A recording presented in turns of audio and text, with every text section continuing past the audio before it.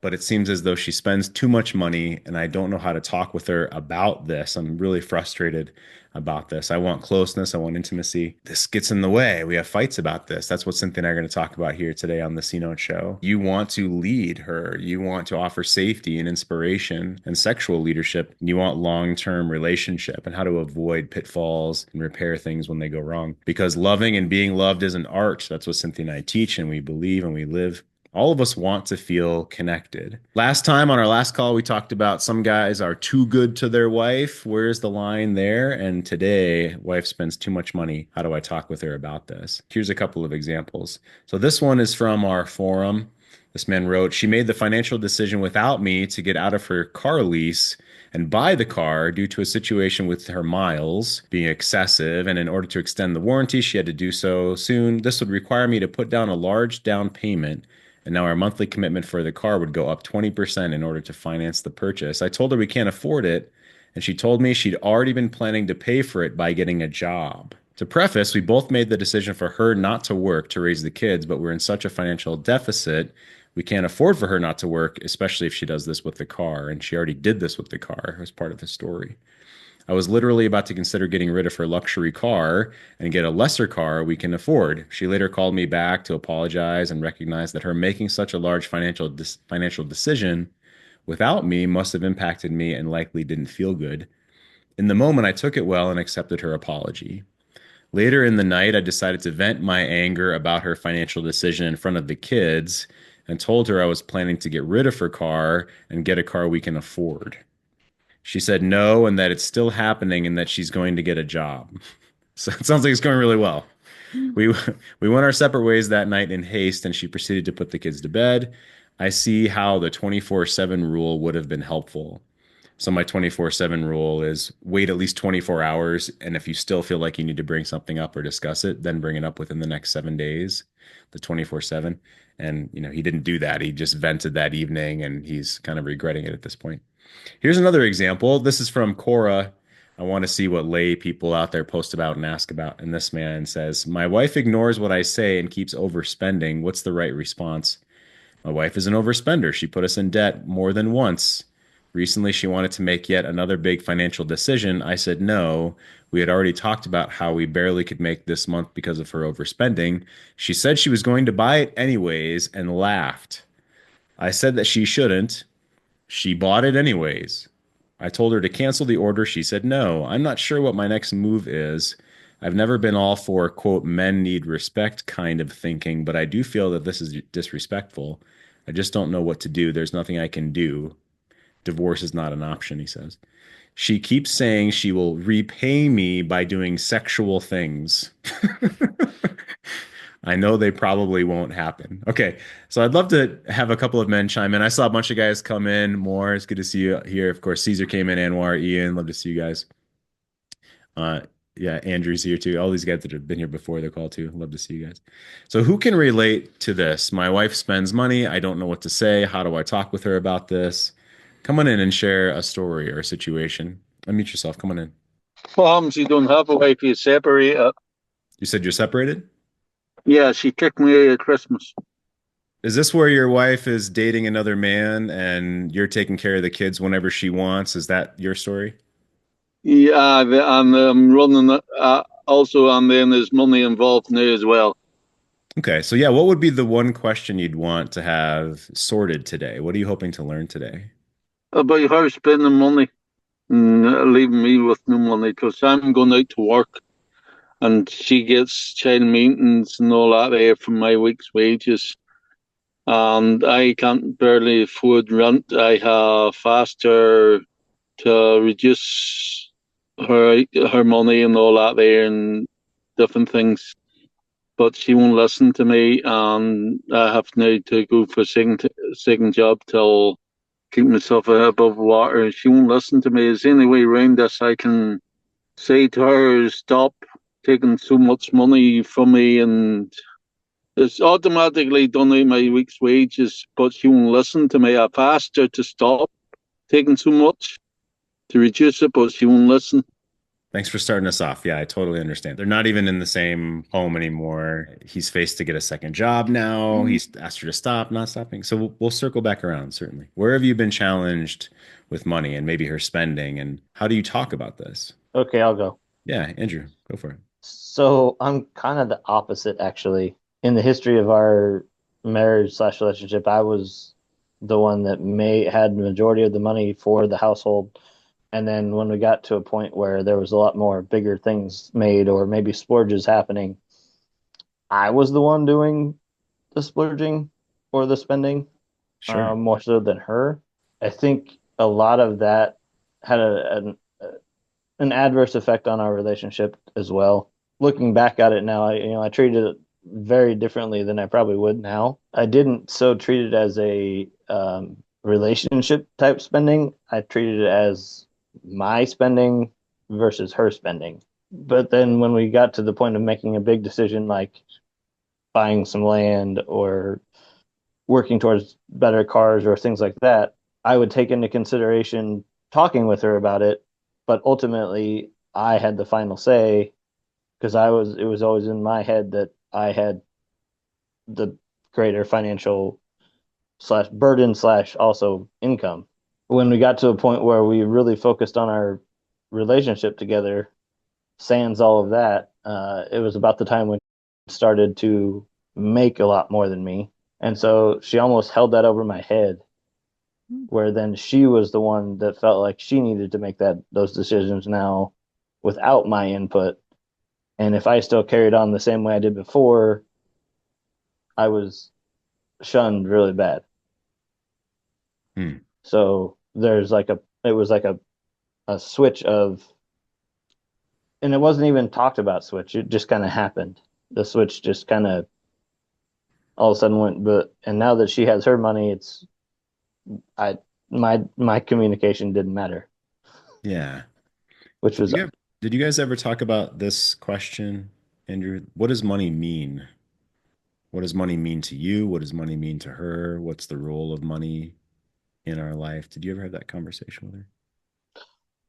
oh, I'm sure, but there was lots of times there was not very many in-depth conversations. We were just so caught up in the daily life of getting to the next day that we honestly didn't really have these conversations.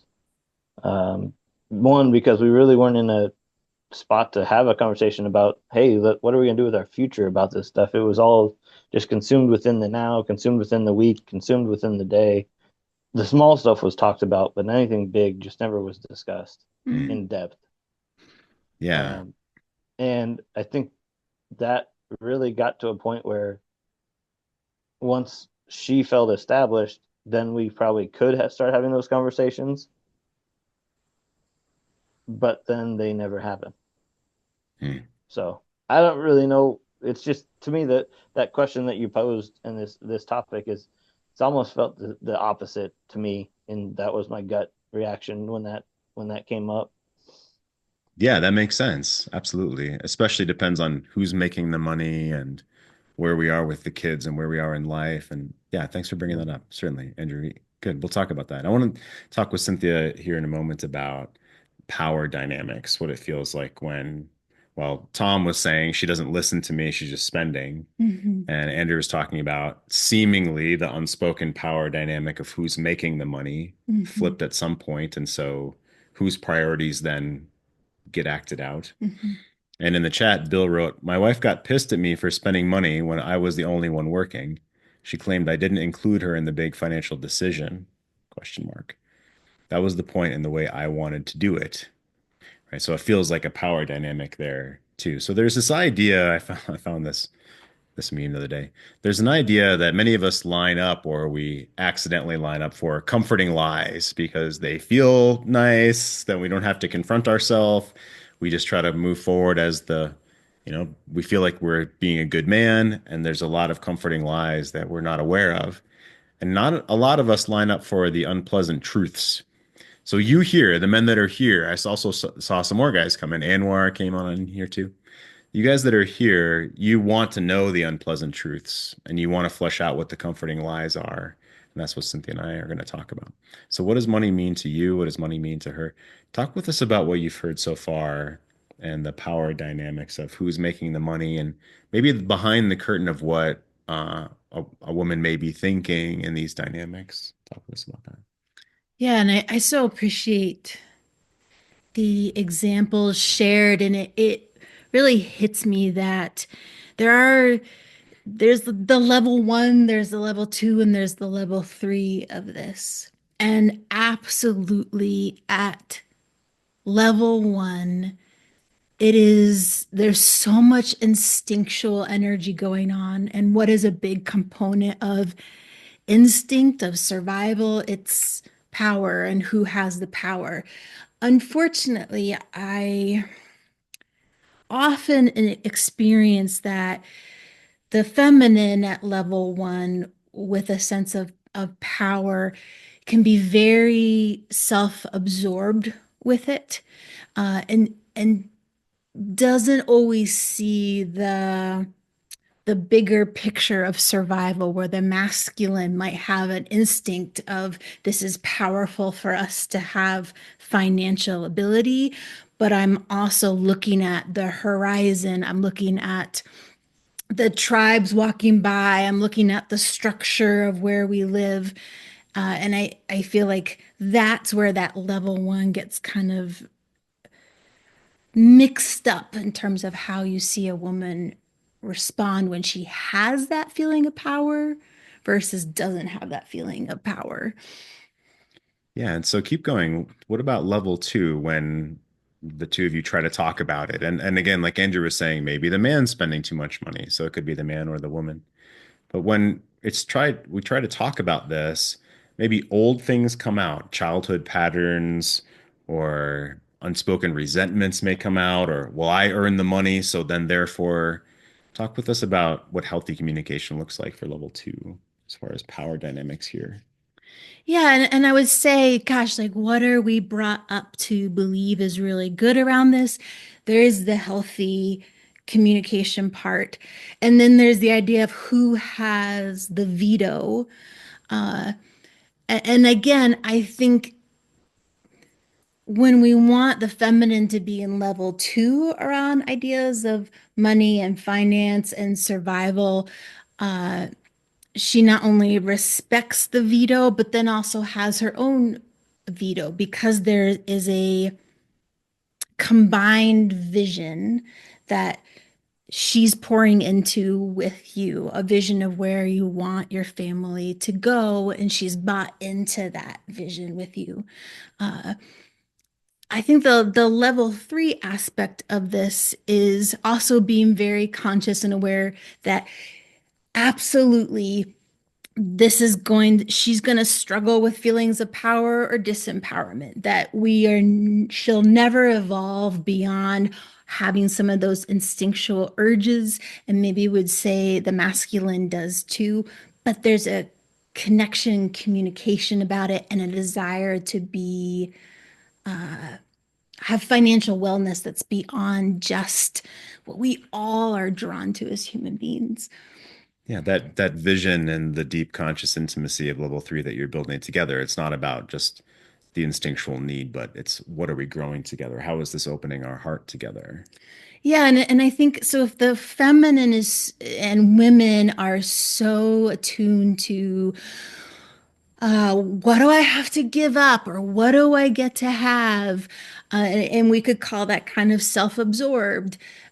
When there is a combined vision together, her feelings around, oh, I'm giving up something for the vision I am aligned with you. It doesn't go into a place of resentment, or I'm giving to this aligned vision I have with you. There isn't a sense of like, well, now I have the power and I need to make the decisions, or I'm gonna grab the decisions now. It doesn't need to be that shielding like you've talked about. I think there's no way to talk about money without instinctual drive. And there's no way to talk about instinctual drive in a woman without talking about the way she shields herself or the way she feels her own identity. Hmm. Safety and feels her own identity, shields herself and her own identity. So I created this graphic on the left for the y-axis. Yeah, it's security triggers, safety, security, clarity. And attraction triggers are when you feel a sense of purpose for your own self and you bring out a sense of purpose for the relationship. You also have self-respect for yourself. You'll stand up for what you believe is right, open awareness and communication of these things, even if it doesn't go well in a moment. You're going to use the 24/7 rule, for instance, and bring it up after you calm down about this after 24 hours, for instance, and a sense of adventure. And so adding both of these together, safety, security, along with self-respect, a purpose, and adventure, is a home run in relationship. And that's what we're, of course, shooting for. Another man in the chat regarding the power struggle. One of the few takeaways from a round of couples counseling was that my role as the breadwinner and her role as the stay-at-home mom are equally important. It sounds obvious, but neither of us had ever felt that way towards the other. Mm. Yeah, Jeff, can you come on in and talk about this? How did you work through sticky points when one of you wanted to spend money and the other didn't, considering this dynamic? Yeah, please. Yeah, I can only kind of look back on it now and see what a power struggle it was because our roles were so defined and it was just kind of this unspoken rule of the marriage that um, that we should collaborate, and we would even set guidelines about if it's more than $300, we really need to discuss it with each other. But we kind of got off track with that over the years. I'd look at the credit card statement when it would come once a month and just be aghast at thousands of dollars there of things that she thought were important to spend on, but I didn't really understand the importance of it all. And then I would go into lecture mode and she would say, stop treating me like you're my dad. And it would just really go off the rails. Yeah, A yeah. lot of us have been there, but so, that is one thing that we've really, through the couples counseling, I think really agreed on now that our roles were equally important. And that goes a long way to trying to reestablish some trust. We're nowhere near where I'd like to be, but that's a start at least. And, now she is very committed to wanting to be a financial partner, which I kind of see as a double-edged sword. I love the fact that she wants to be part of the shared vision, if it is a shared vision. But I got to say, in the back of my mind, I'm thinking, well, a lot of this is because she's planning her exit strategy and just trying to get all of her ducks in a row of where the money is and what she could ask for. So I'm going about it with high regard and the right attitude, but it's tough discussions to have now. Yeah, that Mm. that makes sense. That's a fear of yours, you're saying, is that maybe she's just getting her ducks in a row? Yes, definitely. Yeah, that makes sense. Cynthia, what are you seeing with the way Jeff is approaching this now as a team, and what are you seeing in his concern in his relationship? Yeah. Yeah, and Jeff, thank you for sharing. You even put in capital letters like stay-at-home mom is equally important to the role. Uh, I feel such an ache for any partner who's felt that maybe their role wasn't seen as important. So I really appreciate you illuminating that. Uh, but then there's also the equal ache of not trusting her intentions behind that. Uh, but through all that, I feel the groundedness in you and the perspective you have, and it makes perfect sense that there's a double-edged sword to this. So, Jeff, let me ask back to this level one, two, three, right? So you were aware, couples counseling helped you flush this out. Okay, what do I want? What does she want? What's going on inside of us? We have healthy communication about this. The two of you do. And are you building something together? Is there a future vision for it together? Do you feel that that's the case, or are you still simply in this level two of, all right, let's both be on the same page about it? Is there a vision that you're building together? Where we've gotten into level 2 on the topic, I think, but because we're still in such limbo, trying to rebuild a lot of trust. We haven't even approached the level 3 yet. Sure. So where's trust between the two of you? What do you think is making that go slowly? We're been separated in the home for 2 years now and getting along pretty well, but it's just really hard to trust what her intentions are. And finances are a big part of that because, she's conveyed to me in the past that she feels trapped and that she wants to be independent, but she's stuck in a marriage that she doesn't feel good about right now. And so then I take that as, being very just unappreciative and disrespectful. Uh, and I've come a long way through this work, I think, of being just much more grounded around that and not as reactive. Yeah, that makes sense. Well, that's good. Good for you, right? You're along the way.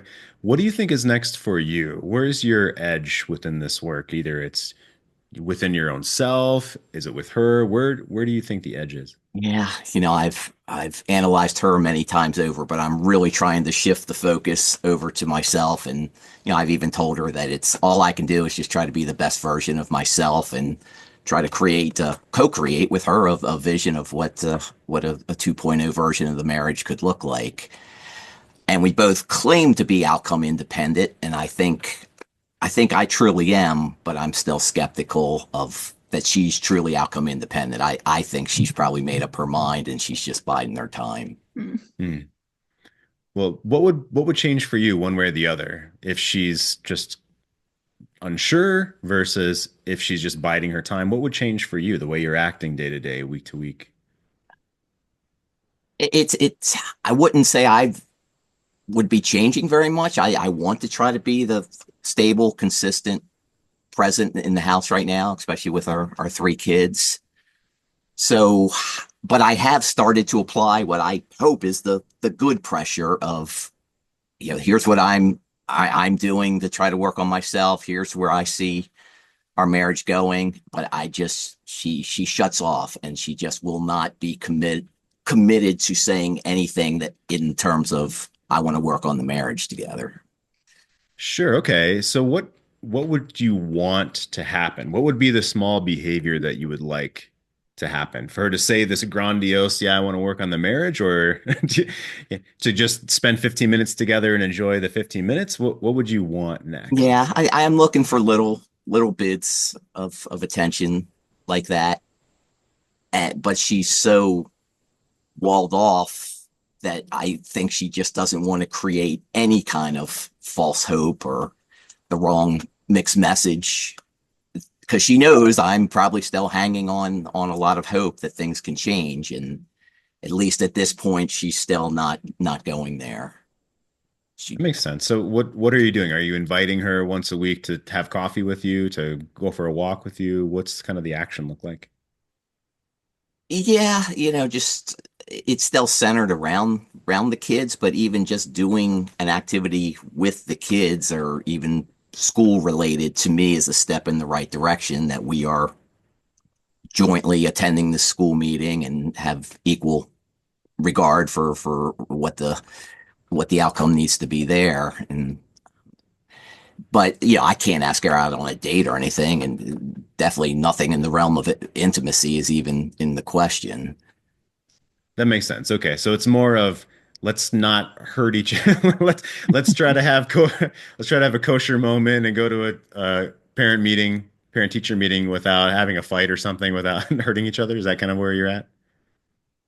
Yes, and we've gotten really good at that. I mean, we're really good co-parents, and I hope it will always be that way.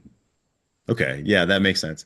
Well, maybe not today, but I would love for you to think as homework of if you had a chance to ask a question or you wanted to talk about the next step for you, which seems as though it's a bit up in the air, of how do we spend some time together and take the next step into the very beginnings of level 3 beyond just, okay, being able to converse and be kosher with each other, which is great. It's a great start to your point. But I'm curious maybe next time, or if you want to email us a question on, all right, how can I step into the next one thing with her? Okay.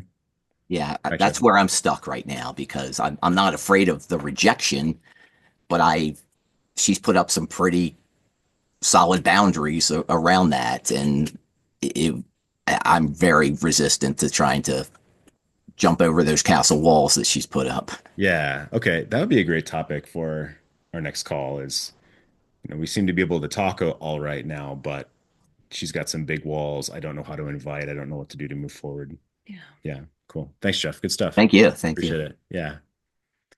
Bill in the chat wrote again, my ex and I made an agreement after our second child that she would quit her career and stay home with the kids before we had our third child.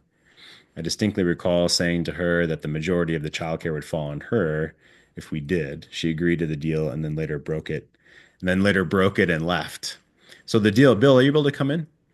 The Yeah. it seems as though, from what I understand, that she followed through with taking care of the kids deal, but left the relationship. So is that what you mean Yeah. by breaking the deal? Yeah. Yeah, and we did have a third child, and and I was just talking to somebody else about this. I feel like the decision to for her to quit her career as a, nurse practitioner, kind of like she lost some of that identity, and then um like didn't follow through on the deal that we made, which was me continuing to go to work and run my business while she took the majority of the childcare. And so, yeah, so it ended. And what's interesting about it is, like, I mean, I started my business, shortly after we met, and we've become pretty successful, and really she's like, I don't want any part of it. And I'm like, okay.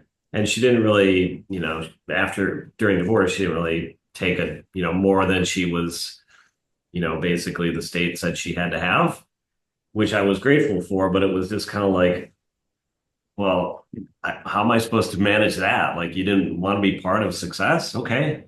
I guess I just won't ever understand that.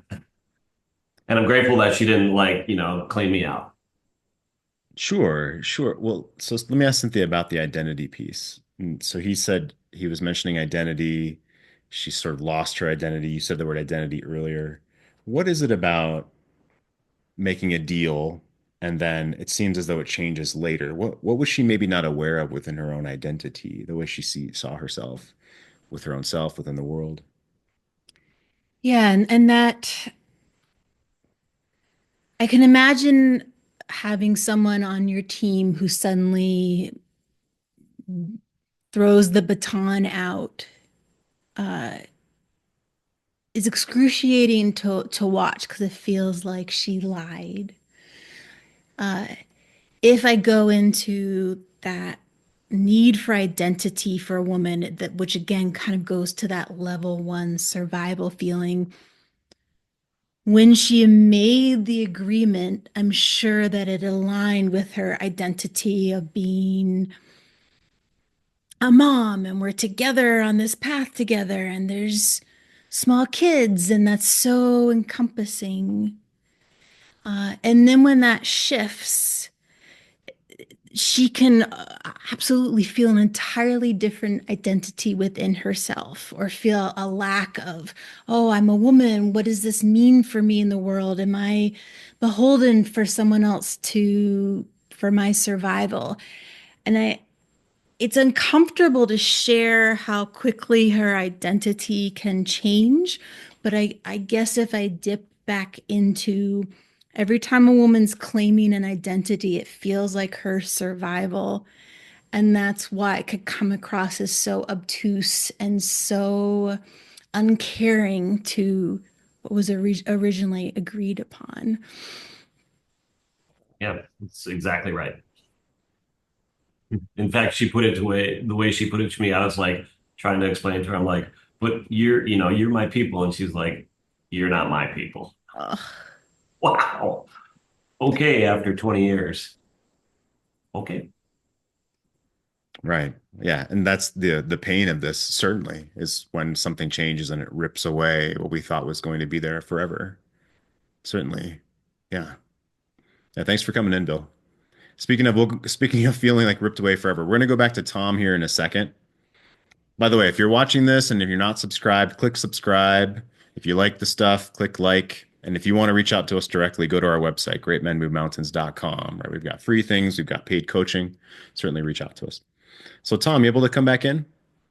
Uh, Tom, what is it that you're wanting? You were saying I need to get a second job now. She won't stop her spending. I'm doing everything I can to support her, but she's just living her own life now. I think you even said she's dating another man, if I remember correctly, right? You able to come back in, Tom, and unmute yourself? Um, is that me back in there? Yeah, I can hear you now. So what is it that you do want? I think he may have just disconnected himself. Let's see if he comes back here. So I've chatted with Tom a little bit back and forth. Hopefully he comes back in here. And I don't know that he knows what he does want. He's trying to do everything he can to make her happy, and it's not working. Why isn't that working, Cynthia? Why if I just work a second job, give her all the money she wants, why isn't that working? Why doesn't that make her want me again? Mm.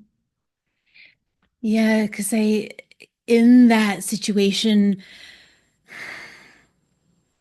a woman, even though she might respond with anger, accusation, judgment, it's really hard for her to respect or feel the solidity of you if there's not your own solidity you're holding on to. And because she can't feel that in you, she feels like this is all a game, that we're all just swimming in the ocean, and I can swim over here and it won't bother you, and I can swim over here and it won't bother you. Uh, she'll play that kind of game without the respect, without the understanding of truly what you stand for, what you are willing to allow, and more importantly, the caliber of worth that the masculine holds for Hmm. itself. That's really well said. So if you don't have solidity within yourself and a guiding force, you said she'll swim over here or she'll swim over there, almost as though she'll inadvertently or maybe purposefully take advantage of the situation. Yeah, and she'll have a very hard time taking you seriously. So let's say you state even like, this is what I want, this is what I need, this is how I'd like things to go, but she feels that as a maybe. Uh, in her woman's mind, it makes sense that this is not serious, and in her woman's mind, it makes more sense to follow the flow of her emotions and what she wants. And again, to not feel the deep respect that she has for you and how you're rooted in your own self. Hmm. The self-respect that a man has for his own self. Yeah. Yeah. Yeah, Tom, looks like you came back. Go ahead and unmute yourself for us. It was cut off again. There we Sorry are. about that. We can hear you now. So Tom, Yes. what do you want with your wife? What do you want as far as jobs and money? That's a good question, because I was saying to you about her going with another man, and she told me to move on due to very minor details, but that's neither here nor there. I asked her to reduce her child maintenance so my week's wages so I could have a wee bit more money for rent and groceries and so forth. She refused to do that because she takes a good chunk of my week's wages. I have very little left, hence I had to get a wee part-time job, either working in the grocery store on the Saturday or something on the Sunday or something like that, just till give me an extra few pound in the pocket. She won't listen to me about reducing the child maintenance, and with her, I know it's her money, but the money she's getting, she's spending it all. I understand it's her money, but her money is to help me at the same time. And that's what I'm trying to aim at. Well, Tom, you guys are still married, right? Yes, but So we it's both, separate. so it's both of your money. It's not just her money, it's both of your money, Yes. right? Okay. So what happens if she just spends all your money and you don't have money for rent? What happens? That's I have just to go and borrow somewhere, take some of the savings I have. So Okay, and then what happens? What if the savings runs out? I haven't got that far yet.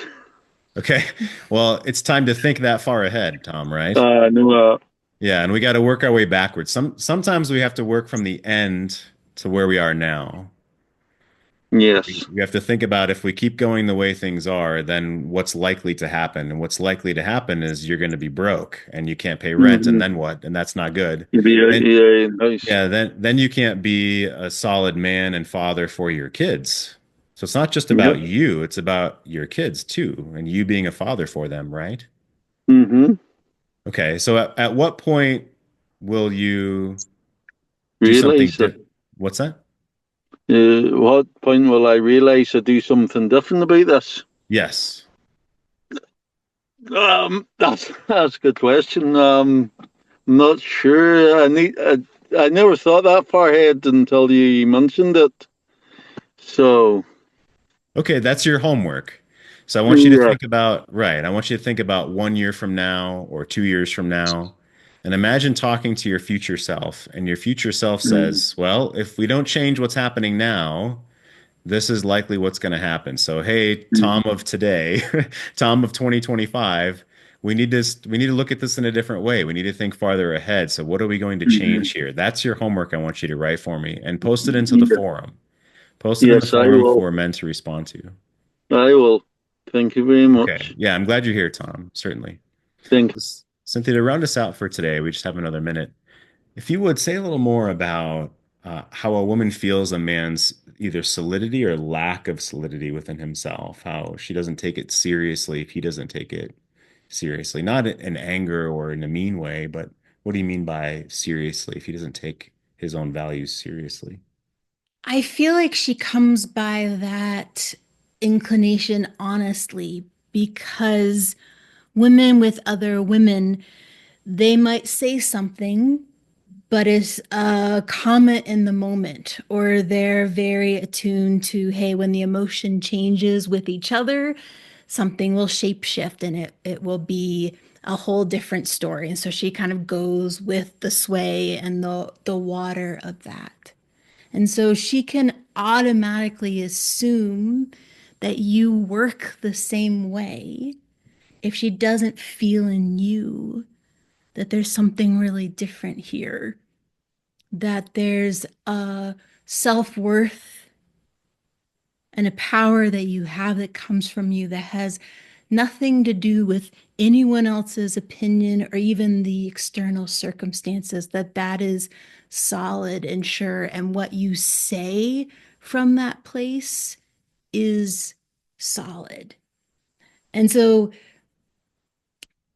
the gift of that, for a woman to feel that in you, is the epitome of the joy of polarity, the joy of wanting to get on board with a combined vision, the joy of feeling that, oh, this man, no matter what comes in the field toward us, he is the word that he is. He is the solidity that he says he is. And that is the way that mountains move in relationship when a woman gets to feel that with you. Awesome. Yeah, and the solidity takes practice, and that's why you're here.